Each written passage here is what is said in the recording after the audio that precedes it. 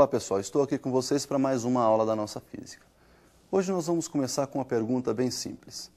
Se você observasse um salto de um paraquedista, que tipos de movimentos você poderia identificar nesse salto? Após essa aula de hoje, você está apto a responder essa pergunta. Hoje a gente vai falar dos movimentos, começando aí com o movimento uniforme e terminando com o movimento uniformemente variado. Então vamos lá, movimento uniforme é aquele que tem velocidade constante e, consequentemente, não possui aceleração. Por isso, será representado por uma função de primeiro grau. Já o movimento uniformemente variado, ele tem velocidade variável, passa a existir aí uma aceleração, e essa aceleração, sim, será constante, e esse movimento será representado por uma função de segundo grau. Vamos observar, então, como é que se define a função horária do movimento uniforme. Olha lá. Lembre-se que a velocidade média e a velocidade instantânea nesse movimento agora podem ser consideradas iguais, uma vez que ela não é variável. Daí, então, nós temos ΔS por ΔT. Vamos desmembrar essa equação, espaço final menos espaço inicial sobre tempo final menos tempo inicial. Lembrando que todo movimento se inicia no instante t igual a zero, portanto, o nosso instante inicial t0 será zero, quando ele ocupa a posição inicial S0. Esse tempo final a gente vai chamar de t. Daí, então, nossa equação fica assim, olha, velocidade igual S menos S0 sobre t. Multiplicando os dois membros da equação pela mesma variável t, nós podemos aqui no segundo termo simplificar esse tzinho. Daí, então, vamos ter lá Vt no primeiro termo igual a S menos S0. Vou pegar, então, essa mesma equaçãozinha agora e vou somar S0 aos dois termos. Então, eu tenho do lado esquerdo da igualdade Vt mais S0 e do lado direito eu já tenho um S0 negativo. Quando eu somo mais um S0, eles se anulam. E aí nós temos então somente o S. Daí a equação S igual S0 mais Vt. Então, como vocês viram, nós temos a função horária dos espaços representada por uma função do primeiro grau. Esse movimento será todo ele representado por gráficos. Vamos ver então como é que ficam os gráficos desse movimento. Primeiro, vamos ver o gráfico do espaço em função do tempo.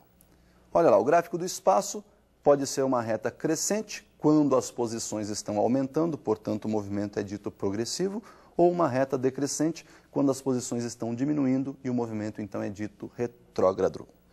O segundo gráfico que nós vamos ver é da velocidade em função do tempo. Perceba que a velocidade pode ser positiva ou negativa, portanto, uma reta paralela ao eixo dos tempos, acima, se for um movimento progressivo, ou abaixo do eixo, se for um movimento retrógrado. A aceleração sempre nula, independentemente do instante desejado. Sempre, então, nula a aceleração. Muito bem. Nesse movimento uniforme, nós temos, então, os gráficos apresentados e podemos extrair desses gráficos duas propriedades importantes. Vamos ver a primeira propriedade que diz respeito ao gráfico do espaço em função do tempo. Olha lá. Se nós calcularmos o coeficiente angular dessa reta, nós vamos pegar nada mais, nada menos que uma variação vertical que representa ali o nosso eixo dos espaços, ΔS, por uma variação horizontal que representa o nosso ΔT, ou seja, o eixo horizontal representa o nosso tempo. O coeficiente, então, é dado pela tangente de θ, que será numericamente igual a ΔS sobre ΔT. ΔS sobre ΔT, você já conhece, é a velocidade. Muito bem, o segundo gráfico, que é o gráfico da velocidade, também nos permite extrair uma propriedade importante. Se considerarmos dois t's, ou seja, dois instantes, t1 e t2, e você observar que esse intervalo de tempo proporciona o cálculo de uma variação de espaço, olhando para o gráfico, essa área achurada será numericamente igual a essa variação de espaço. Perceba que quando você calcula a área, ΔT é a base, V, a velocidade, é a própria altura dessa figura retangular, e quando você faz base vezes altura, você determinou a área. Perceba que essa velocidade que aparece no segundo termo da equação pode ser substituída por ΔS sobre ΔT. E aí nós vamos ter no mesmo termo da equação, no mesmo membro, ΔT multiplicando e ΔT dividindo. Simplificando ΔT, provamos então que a área é numericamente igual à variação de espaço. Muito bem, então está definido aí o nosso movimento uniforme. O segundo movimento uniformemente variado, já falamos sobre ele e vamos ver então como é que fica a sua função horária. Observem como é que foi definida. Essa é uma das demonstrações dessa definição. Função horária dos espaços do movimento uniformemente variado, segundo grau, portanto, eu vou pegar uma expressão S igual a mais bt mais ct quadrado, e nós vamos determinar quem são os parâmetros A, B e C. O parâmetro A, nós vamos determinar, lembrando que no instante t igual a zero, nós estamos iniciando o movimento, portanto, S igual a S0. Substituindo esses dois valores na equação, no lugar do S, S0, no lugar do T, 0, fazendo essas continhas, você chegou aí em S0 igual a A. O parâmetro B, nós vamos definir através do cálculo de derivada. Se nós derivarmos o espaço em função do tempo, nós obtemos a velocidade. Então, nós sabemos que a derivada de A é uma constante, é 0. Derivada de bt, o expoente de t é 1. Desceu multiplicando o parâmetro b, ficou 1 vezes b. Né? E subtraindo 1 do expoente desse t aí, teríamos t elevado a 0, que não precisa ser colocado, portanto não aparece aí o t elevado a 0, mais a derivada de ct quadrado, que seria o 2 vezes c, o 2 desce multiplicando o parâmetro c, e subtrai 1 do expoente, 2 menos 1 seria 1, 2 vezes c vezes t. Daí, substituindo de novo o nosso tempo por 0, lembrando que no instante t igual a 0 o movimento se inicia, nós vamos ter que a velocidade também é considerada como sendo inicial. Então, v0 é igual a b. Já o parâmetro c, nós vamos derivar a velocidade.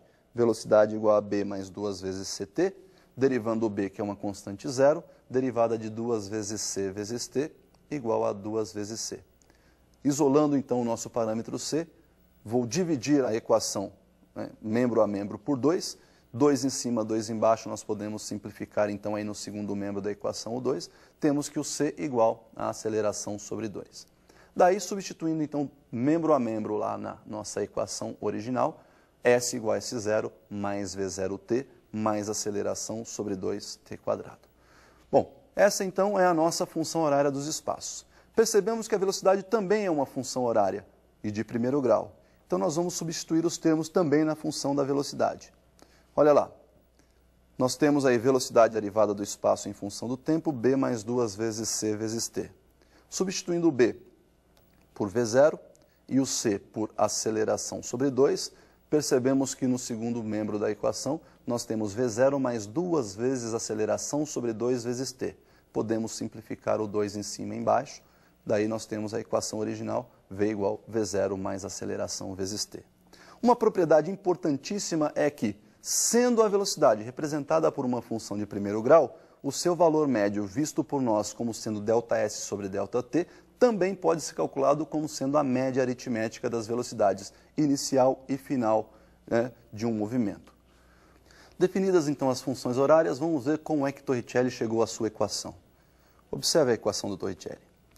Então, olha aí. Para definir a sua equação, Torricelli utilizou a equação horária da velocidade, v igual a v0 mais aceleração vezes t, subtraiu de cada lado da igualdade o v0, ficando então v menos v0 do lado esquerdo da igualdade, igual a v0 mais alfa t menos v0. Como nós temos do lado direito da igualdade v0 positivo, v0 negativo, nós temos então que v menos v0 será igual a alfa vezes t.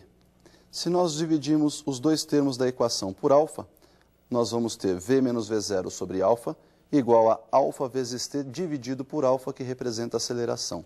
Então, do lado direito da equação, esse alfa será simplificado, resultando então em t igual a v menos v0 dividido pela aceleração alfa.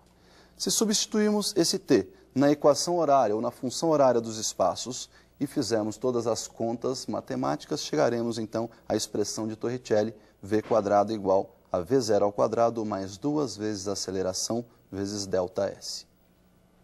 Bom, então nós definimos todas as funções que representam esse movimento, né? Movimento uniformemente variado. Vamos ver como é que ele fica representado graficamente? Vamos ver primeiro o gráfico do espaço em função do tempo. Olha lá, nós temos como espaço em função do tempo uma equação de segundo grau, portanto sua representação gráfica é uma parábola, que pode ter concavidade para cima ou concavidade para baixo. Perceba que no vértice da parábola nós temos aí a inversão do movimento, ou seja, no primeiro gráfico as posições vão diminuindo, quando atinge o vértice elas começam a aumentar. Então nós vamos denominar esse instante aí de T1. Perceba que no instante T1 ocorreu a inversão. tanto no primeiro gráfico, onde a concavidade está voltada para cima, como no segundo gráfico, onde a concavidade está voltada para baixo. Se ocorreu a inversão do movimento, é porque ele deixou de ir para voltar na trajetória. Consequentemente, se ele para de ir para voltar, a velocidade nesse momento é zero. Uma propriedade desse gráfico é, se você quiser calcular a velocidade em qualquer instante, basta nesse instante traçar uma reta tangenciando a parábola e calcular o coeficiente angular dessa reta. Então veja que para um determinado instante t1, a velocidade v1 é numericamente igual à tangente de θ. O segundo gráfico que nós vamos ver é da velocidade. Perceba que a velocidade pode estar crescendo para movimento acelerado, portanto a velocidade aumenta quando você acelera, ou diminuindo no movimento retardado. A velocidade diminui quando você freia, ou seja, quando você retarda o movimento. Desse gráfico nós temos duas propriedades. O coeficiente angular, que nos permite calcular a aceleração, portanto tangente de θ numericamente igual a ΔV sobre ΔT, que é a própria aceleração.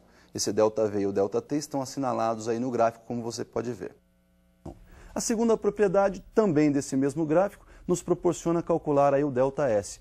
Verifique que quando você calcula a área desse gráfico, a base maior desse trapézio aí é a velocidade V. A base menor é o V0, velocidade inicial, e a altura do trapézio esse ΔT. Então, como nós já sabemos, a área é base maior mais base menor vezes altura sobre 2, então a área numericamente igual a V mais V0 vezes ΔT sobre 2. Daí, nós vamos lembrar que a velocidade média ΔS sobre ΔT pode ser dada pela média aritmética entre as velocidades final e inicial. Então, esse V mais V0 sobre 2, nós vamos substituir, vamos trocar esse V mais V0 sobre 2 por ΔS sobre ΔT. Simplificando o ΔT aí, olha, nós temos a área numericamente igual a ΔS. E o terceiro gráfico da aceleração. No gráfico da aceleração, nós temos uma reta constante paralela ao eixo dos tempos, que pode ser positiva ou negativa. Desse gráfico, nós temos aí também uma propriedade que é o cálculo numérico da área. Entre dois instantes t1 e t2, ao calcular a área, você está multiplicando a base, que representa o ΔT, pela altura que representa a aceleração. Daí, então, nós temos área numericamente igual a ΔT vezes alfa, onde esse alfa, que representa a aceleração, pode ser substituído por ΔV sobre ΔT.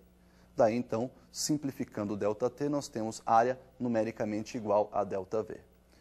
Bom, pessoal, agora você já pode responder aquela pergunta. Lembra do paraquedista? Quando ele inicia o salto, ele começa uma queda livre sob efeito exclusivo da gravidade, portanto, aceleração constante e movimento uniformemente variado, acelerado. Quando o paraquedas se abre, ele passa a sofrer uma resistência do ar que começa a frear o seu movimento. Então, o movimento, além de uniformemente variado, passa a ser agora retardado, até atingir uma velocidade constante que permanece até o final do seu salto, até a chegada ao solo. Tá legal? Por hoje, então, era isso que nós tínhamos para ver sobre os movimentos. Até uma próxima.